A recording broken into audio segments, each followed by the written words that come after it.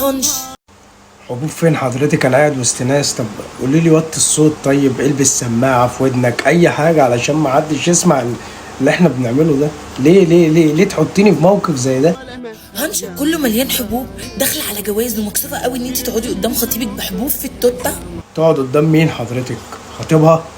هو ايه اللي يخلي خطيبها يشوف الحبوب اللي في التوته ولا تقعد؟ انت بتقولي ايه؟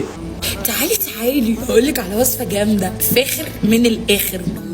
هتجيبي جل صبار زي ده وتفتحيه وتاخدي بالمعلقه دي كده وتدهني بيها التوته.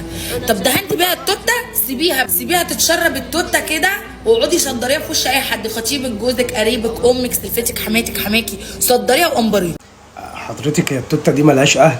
طب يعني تصدرها للي قدرها، انما مش لاي حد وفي وش اي حد كده. وفي وش الزبون واضربيها. ايه انت هتفسي ولا ايه؟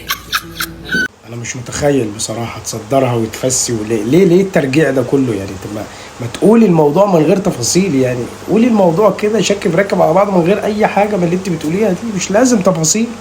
بموت سادة.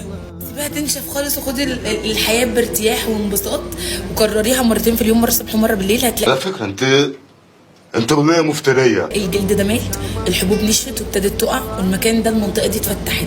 تقدروا كمان تدهنوا كده من قدام من منطقه الفخدين، اي حد عنده سواد او التهاب او حبوب ولا حاجه، جل صبار جامد. حضرتك احنا دخلنا في الفخاد والتوته هو في ايه؟ انا ايه اللي جابني هنا؟ انا بصراحه مش عارف انا موجود هنا ليه. انا هقلب.